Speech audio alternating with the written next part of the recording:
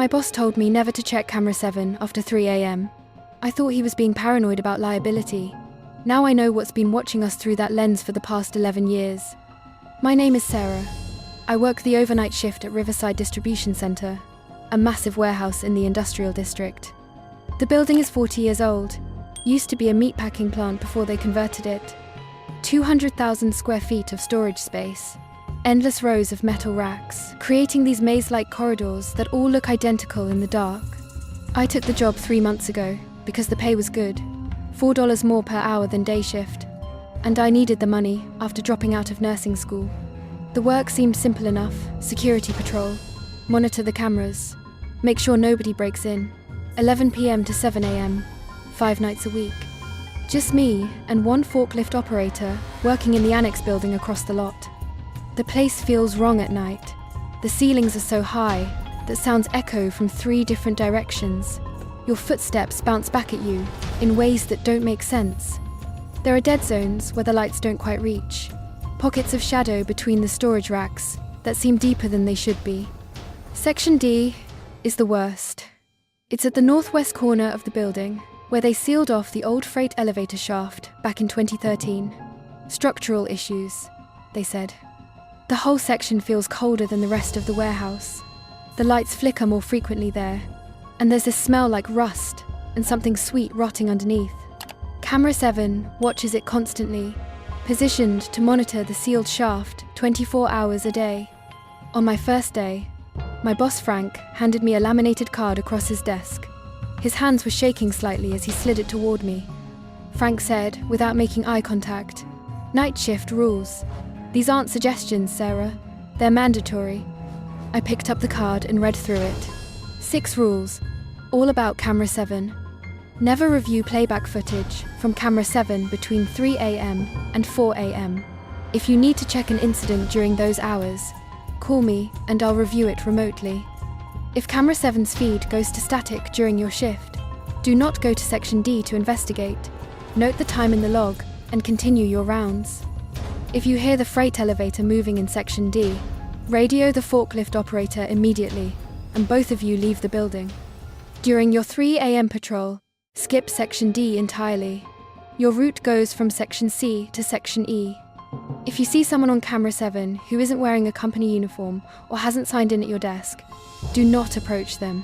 Lock yourself in the security office and call 911 first, then call me. Check camera 7's timestamp every hour. If it's running slower or faster than the master clock by more than 3 minutes, evacuate the building immediately. I looked up at Frank and asked, "Is this serious? What's the deal with camera 7? Frank's jaw tightened. He stared out the window at the warehouse across the parking lot and said slowly, "The last 3 night guards didn't follow the rules. 1 quit after 2 weeks.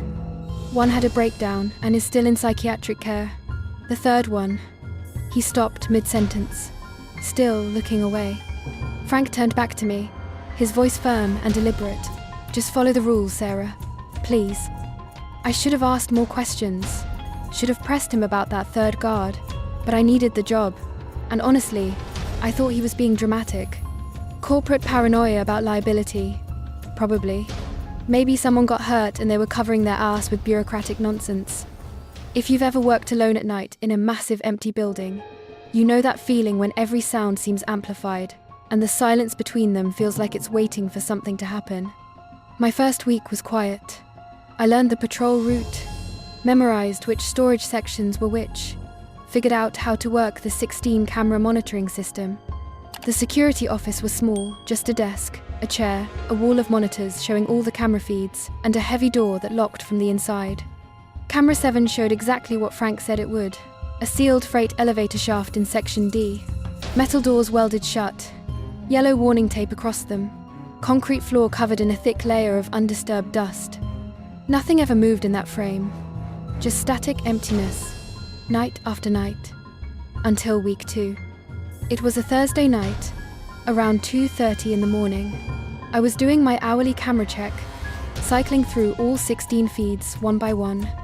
Cameras 1 through 6 showed empty loading docks and storage sections, everything normal and quiet. Camera 7 came up on the monitor. Something moved in the frame, just for a second. A shadow, maybe. A shift in the darkness near the sealed elevator doors. I stared at the screen, waiting for it to move again, my finger hovering over the rewind button. Nothing. I rewound the feed 10 seconds and watched it again in slow motion. There, right at the edge of the frame, something dark passed through the shot. Too quick to make out what it was. Too large to be a rat. Probably just debris falling from somewhere, I told myself. Old building. Things shift and settle.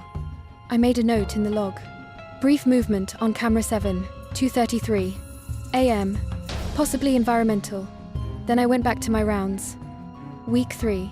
The movement happened again, but this time it was clearer, much clearer.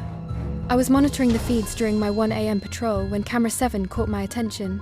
Someone was standing in section D, just standing there, maybe 15 feet from the sealed elevator doors, facing away from the camera, completely motionless. My heart rate picked up immediately. I grabbed the radio and keyed it. I called out, trying to keep my voice steady. "Hey Carlos, you in the main building right now?" The forklift operator's voice crackled back through the speaker after a moment. "Negative. I'm in the annex, doing inventory. Why? What's wrong?" I stared at the monitor, watching the figure that shouldn't be there. "I've got someone on camera 7, section D. You see anyone sign in at the gate tonight?" Carlos replied quickly, concern creeping into his voice. "Nobody signed in. Security log shows just you and me on shift. You sure you're seeing someone?" I was sure. The figure stood perfectly still on the monitor, dark clothing visible even in the poor lighting of section D. Rule number 5 echoed in my head. If you see someone who hasn't signed in, lock yourself in the office and call 911. I locked the office door and dialed. The operator answered, and I explained the situation possible. Intruder in a commercial warehouse, section D. I'm alone and locked in the security office. She said officers were en route. Estimated 10 minutes. Stay locked inside and don't approach. I kept watching camera 7. The figure still hadn't moved. Not even a slight shift in posture. Just stood there for the entire 10 minutes, until I heard sirens in the parking lot. 2 officers arrived and I met them at the main entrance. Showed them the monitor. The figure was gone now. Section D was empty again, just dust and shadows. We did a complete sweep of the warehouse together. All 3 of us. Every section, every corridor, every storage bay, every possible hiding spot. Nothing. No signs of forced entry. No footprints in the thick dust of section D. The sealed elevator shaft was exactly as it should be, welded shut, warning tape intact, undisturbed for over a decade. One officer said dismissively as we headed back to the entrance, "Must have been a shadow from the lights. These old industrial buildings. The way the lighting hits things. It can play tricks on your eyes." But I'd seen it. Someone had been standing there. I knew what I'd seen. After they left, I sat alone in the security office and pulled up the recording from that hour, rewound to 1:15 a.m. The footage showed the figure clearly, standing in that exact spot in section D. I watched for 5 full minutes of playback. The figure never moved, not even a slight sway or shift in weight, just stood there like a statue, facing away from the camera. Then, at exactly 1:19 a.m., in the recording, the figure slowly turned around. My blood went cold. I couldn't make out a face, the resolution was too poor, and the lighting in section D too dim. But I could see the posture clearly now, the way the head tilted at an angle that seemed wrong, too far to one side. And I could see that they were staring directly at the camera, directly at where I now sat watching. Week 4. That's when everything changed. It was 3:17 a.m.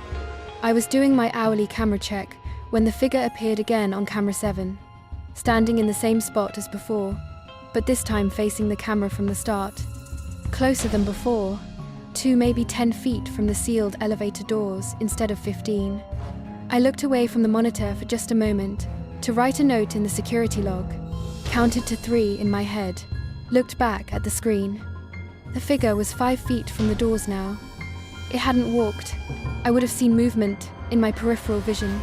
It just relocated, instantaneously closer, like someone had cut frames out of reality. My mouth went dry. I stood up from the chair and backed away from the monitors, my heart hammering against my ribs. The radio crackled with static. Then Carlos's voice came through, shaky and uncertain. "Hey Sarah, you there? You seeing anything weird on the cameras tonight?" I grabbed the radio with trembling hands. "Yeah, I'm here. Why? What's going on?" Carlos paused before responding, and I could hear the nervousness in his voice. I thought I heard something coming from the main building, like metal scraping against metal. Real slow and deliberate. Thought maybe you were doing some kind of maintenance I didn't know about. I replied firmly. "I'm in the security office. Haven't left all night. Been here monitoring the feeds." After a long silence filled with radio static, Carlos said nervously, "Must be hearing things then. These damn night shifts mess with your head after a while, you know?" After my shift ended that morning, I went home, but couldn't sleep. I couldn't stop thinking about what I'd seen, the way the figure moved, or didn't move, the way it just appeared closer, like frames had been cut from a film, like reality itself had skipped. I came back that night, knowing I needed answers. I needed to understand what I was dealing with. So, at 3:30 a.m., I made a decision that I knew broke the rules. I was going to review the playback footage from camera 7, from the week before, from the night when I'd seen the figure turn around. I pulled up the recording. The footage loaded, and I watched as the figure stood motionless in section D, 1:15 a.m., 1:16, 1:17. Completely still, not even breathing as far as I could tell. Then at 1:19, it turned to face the camera. Watching it now in playback, frame by frame, I could see more detail than the live feed had shown. The way the head rotated too far, well past the point where a human neck should stop. The way the shoulders didn't move as the head turned, like they weren't connected to the same body. And as the figure faced the camera fully, I saw something that made my stomach drop and my hands start shaking. It was wearing a necklace, a silver chain with a small pendant dangling from it, a hummingbird in flight. My sister's necklace, the exact same one she'd been wearing the night she died 6 years ago in the hospital. The same one our parents had buried her in because she'd loved it so much. I rewound the footage with trembling fingers and watched it again, zooming in as much as the grainy resolution would allow. The necklace was unmistakable. And now that I was looking more closely, I could see the clothing too. A hospital gown, faded blue, with stains in a pattern I recognized from that horrible night. My heart was racing now. I checked the playback from earlier in the same recording, before the figure had turned around. At 1:10 a.m., when it first appeared on camera, it had been wearing completely different clothing. Dark pants, dark shirt, what looked like a standard company maintenance uniform. It had changed. Between 1:10 and 1:19, over the course of 9 minutes, it had transformed from wearing a generic uniform to wearing my dead sister's hospital gown and her buried necklace. The moment that realization hit me, every light in the security office flickered. Once, twice, 3 times. Camera 7's feed went completely black for 3 full seconds. When it came back, the figure was gone from the recording I'd been watching. But I could hear something now, behind me, in the office. Breathing, slow and steady, in and out, perfectly matching my own panicked rhythm. I spun around in my chair, heart in my throat. Nothing there. The door was still locked. I was completely alone in the small room. The breathing stopped the instant I turned around. I looked back at the monitor, hands shaking so badly I could barely control the mouse.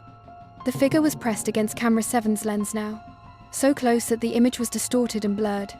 Face filling the entire frame, features warped by the extreme proximity to the camera. But I could see enough to know.